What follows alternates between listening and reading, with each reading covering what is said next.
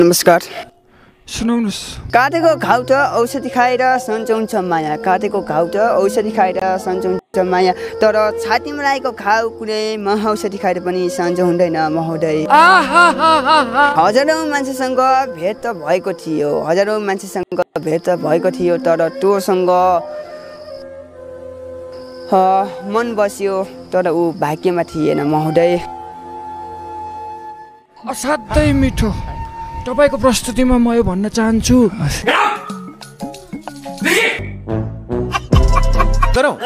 यो भिडियो मनोरञ्जनको लागि बनाइएको हो। यदि कसैको भावनामा ठेस पुग्न गए माफी माग्न चाहन्छु।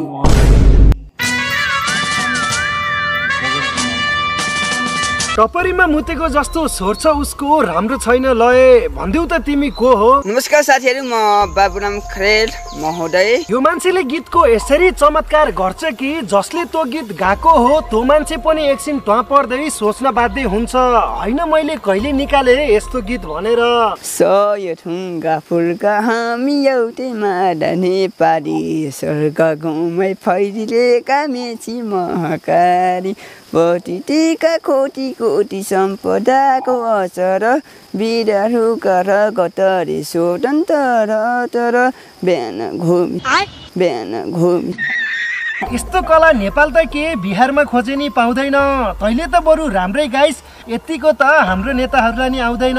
मेरो गल्ती हो त। धन ल्याउँछु भनी गएका थियौ उडेर आकाशमा, कस्तो भइगा थियौ कस्तो भइ आयो काठैको बाकासमा, बोल धन ल्याउँछु भन्दै गएका थियौ उडेर आकाशमा, प्रकाश दाइले यो गीत सुने भने थुनिदिन्छन् तँलाई त्यही बाकसमा।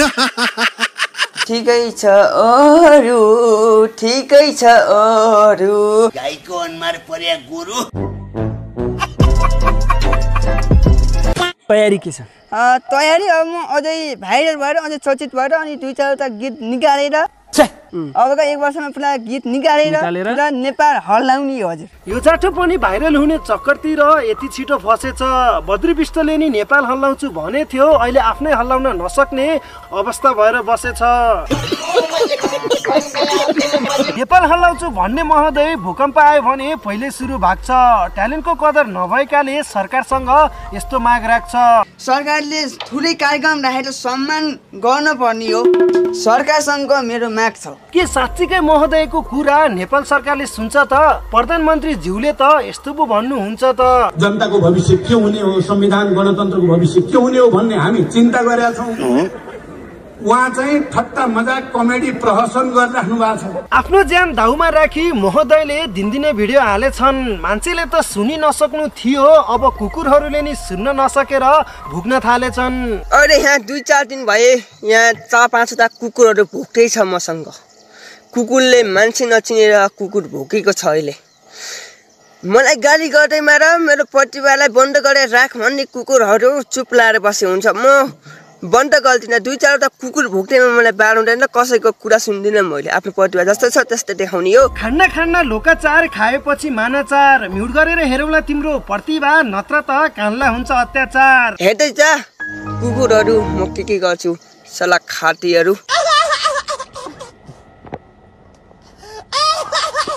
म्युट गरेर सुन्न पर्ने प्रतिभालाई चिन्न सकेनौँ, हाम्रो कानको जाली फुटेछ। भाइरल महोदयको त लप पनि पर्या रहेछ, तर 9-10 महिनामै छुटेछ। 9-10 महिनामै माया बस्यो, फेरि छुटिहाल्यो। हजुर, तपाईँको कारणले छुट्यो कि गर्लफ्रेन्डको कारणले छुट्यो त? गल्ती चाहिँ उसको पनि थिएन, मेरो पनि थिएन सर, तर किन कसरी छुट्नु पर्यो भन्ने कुरो थाहै भएन सर। माया केयर दिनु पर्थ्यो। यस्तो अनुहारले बल्ल बल्ल एउटी गर्लफ्रेन्ड पाएसी कसले पो छोडेर जान्न त, इम्प्रेस पार्नलाई यस्तो गीत गाएसी। म बाँचेको तिमीसँग माया लाउन हो,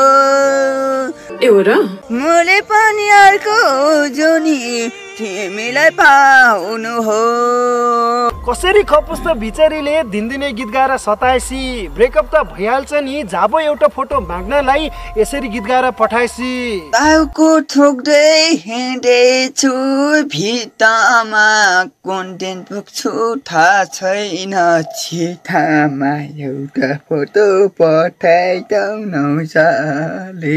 चुप ला, केटीको चक्करमा कहिले पनि बिगार्नु हुन्न छवि ब्रेकअप पछि सुध्रला भनेको त फेरि भएछ कवि गुनासो छैन तिमीले पनि पिटा थपेर गयौ गुनासो छैन तिमीले पनि पिटा थपेर गयौ यो छाती पहिलेदेखि नै पिडाहरूको गोदाम हो महोदयको साँचो माया उनलाई भयो गिडा यस्तै शायरी सुनाएर मार्चस भनेर गएकी हो थपिदिएर पीडा तँलाई कसरी थाहा भयो तपाईँले गर्लफ्रेन्डले छोडेर गए पछाडि तपाईँले सोचेको शायरी सुनाउनुहोस् अब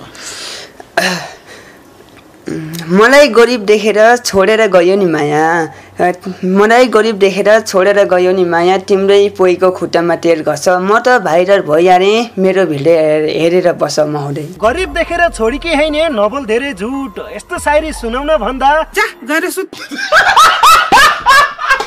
देखिन जेलको सम्झना छुटेपछि तिर्सना जे भनी बिचारालाई गाह्रो भएको रहेछ भुपु मायालाई बिर्सन बर्सियो आँसु बरबरी जसले दिन्छ चोटै चोट किन उसको माया लाउँछ हजार चोटि बिर्सिन खोज्छु 100 चोटि याद आउँछ महोदयको गीत सुनेसी नभएको एक्सको पनि एकदमै धेरै याद आयो यस्तो सिन खतरा महोदय गीतमा त आँसु आउन पर्ने हो तर मलाई पादायो